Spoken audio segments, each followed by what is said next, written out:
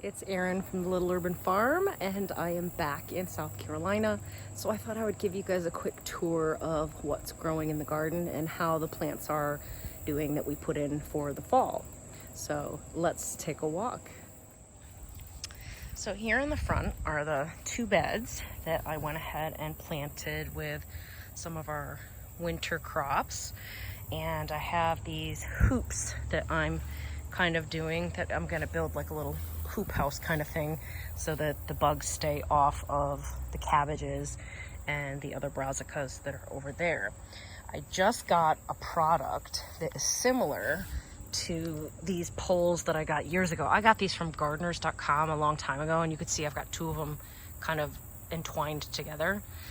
These I found on Amazon, and you take them off of this and they've got little stakes, and that's what these two are over here. So I'm playing with these a little bit, and I'm pretty sure I'll get them on at least these two beds. The other beds don't necessarily need them right yet. If I can get the rest of the beds planted, maybe they could use one like this one. Here is the Brussels sprouts, but because I've still got stuff growing for the summer, I don't want to cover that up yet. But this here is the broccoli. This is the cauliflower. That is chard. I did plant some seeds in there, some kale seeds, and then these are the kale that I bought, which, oh no, that's a cauliflower. I was like, wow, they look different. Nope, that's a cauliflower.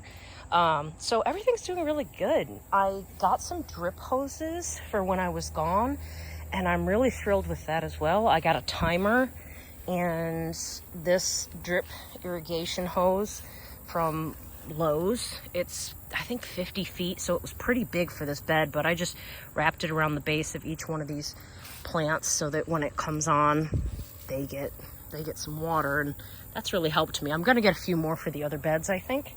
I just haven't done it yet. And if you come over here, I just found out that they even sell smaller hose links. So like from here to there, there's a hose, just a little hose connecting them, so that I can take and keep this one, say, in here where it drips, and then the one that doesn't drip could carry over between them. So there we go.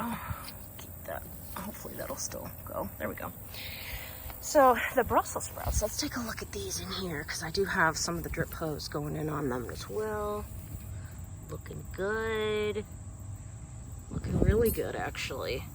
I don't think this hoop house that I've got here is going to be big enough for these, so I probably will need to make something a little bit bigger. Let me see. What are the size of these? Ooh, you know what? I have some smaller hoops, and I might steal these two hoops. I'm glad I noticed that. I'm not gonna do it right now, but I think I can build a different style of hoop house on this one, and then I can utilize the poles for the bigger beds. But for now, that is keeping those safe from things like cabbage worms and any other bugs that might be getting in there to chew on them. They like to chew on the brassicas, so I'm gonna keep those good and covered. Sorry, I'm just fixing it so. Here are my habaneros. There's lots of habaneros in here. I harvested one the other day for the first time. You might remember these were planted a little bit later than all the rest of my peppers. I found them late in the season, and it wasn't something I had originally planned on growing. And now they're really taking off. So I should get some habaneros out of here, which will be fantastic. The okra still going really, really strong. In fact, you can see I've got to do some harvesting. I came back to some that were huge from being gone for 5 days. It was insane. They might be slowing up a little bit, because I only see one there, one there. There's a little baby one there. There are some baby ones coming in, so a lot of these might come in all about the same time. Look at that. There's a grasshopper up there. That's a big guy. What is he doing? Let's see if we can go around and get a better shot of him.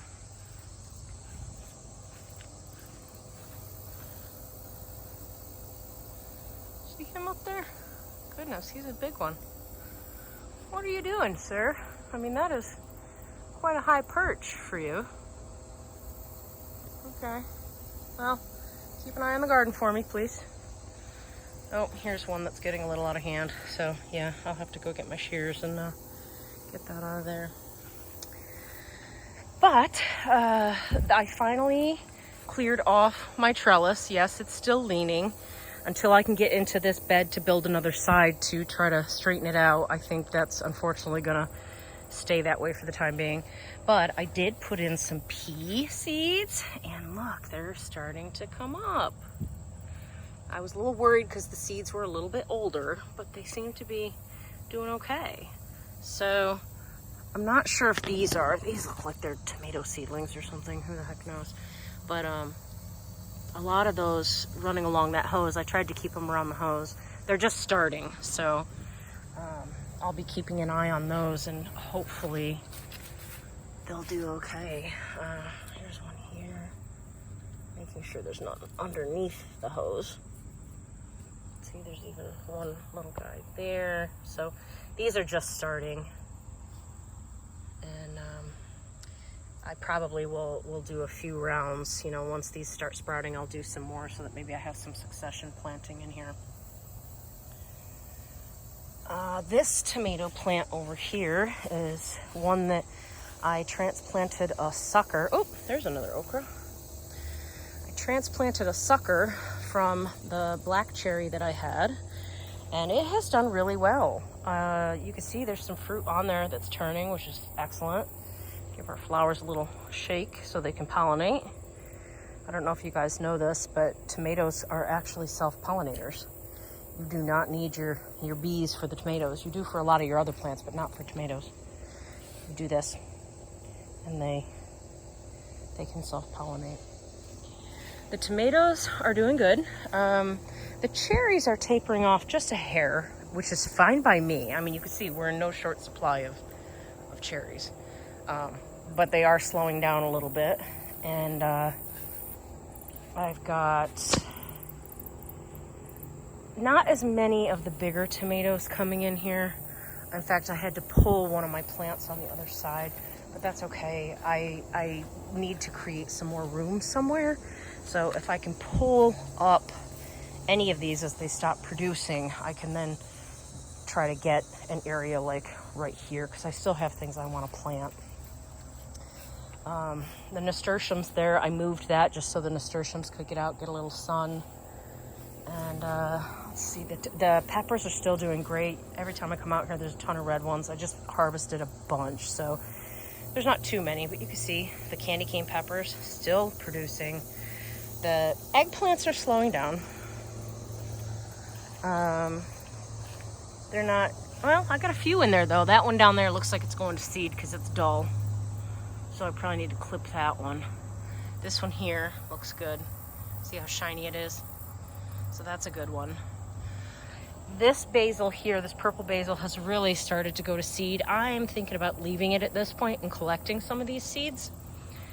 Some of this I can still use, but that way I can collect the seeds for next year so that I can try growing some of that purple basil again. These here, this is all the sweet potatoes. These still have a ways to go. I probably won't harvest these until November. So you could see how big they're getting. They're doing really well. I probably do need to water them occasionally. I have been up until the soaker hoses, that is. So now that I got the soaker hoses hooked up, I'm realizing, oh geez, these guys need water too. And then these are the smaller potted ones. Those two there got planted a little bit later than the rest of them. That's why they look a lot smaller. So, but I pulled them out a little bit from this privet tree here. I trimmed a bunch of branches and pulled them out so that they can get some sunlight. And this here is a little tomato plant that my friend gave me. Kimberly gave me this, and it's got these little teeny tiny cherry tomatoes that are just delicious. But look how loaded with flowers that is. It's crazy. They're super sweet. They're really, really good. They're just little, but lots of flowers here. I'm gonna give them a wiggle. Give everybody a wiggle, because that's doing really good. What else can I update you guys on? I guess the asparagus. Well, come on over here. Asparagus is getting very, very big and tall. Here you can kind of see one. See how thin these are? You really don't want to pick them until they're about the size of your finger. And this was my first year. I did buy what was supposed to be a larger crown so that they could establish faster. But, you know, it's one of those things that they still need time. So, but they look fantastic. These are quite the little showpiece over here. They look like a bunch of ferns or something taking over here. This is what they look like probably when they go to flower, which I'm not sure I've ever seen that stage before, so that's exciting. Little quick check on the one that came up late. Look at that little baby. That's a baby asparagus. I'm so excited. Look at, there's another one there. So it's a coming. It is a coming. Our strawberries that we transplanted seem to be doing okay. That one is struggling a little bit, so I might need to water it.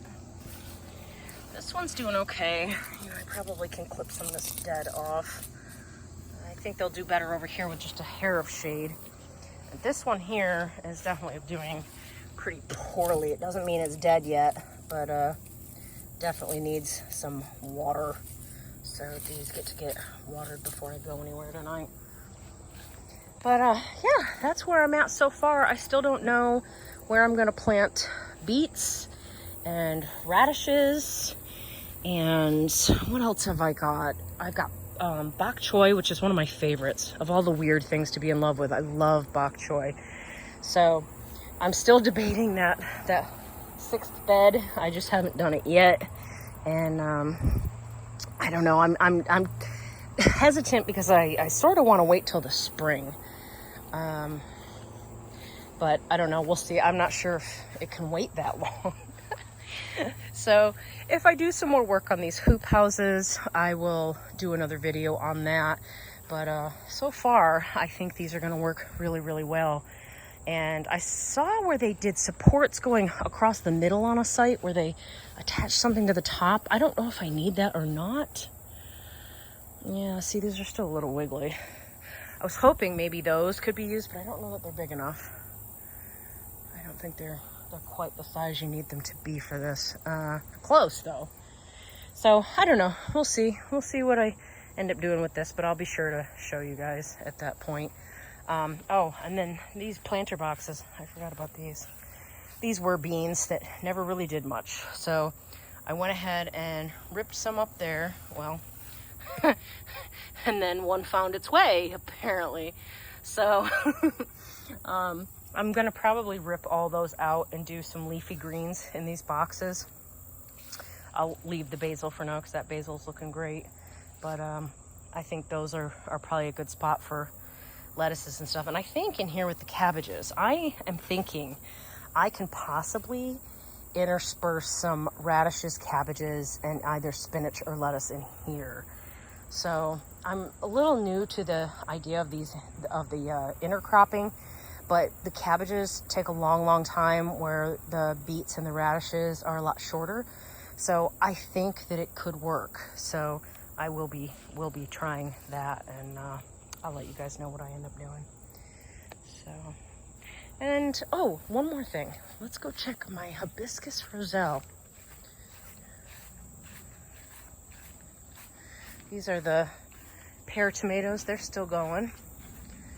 So this is my hibiscus roselle, and I don't talk about this very much. There's actually 3 plants there. They're probably a little closer than they should be.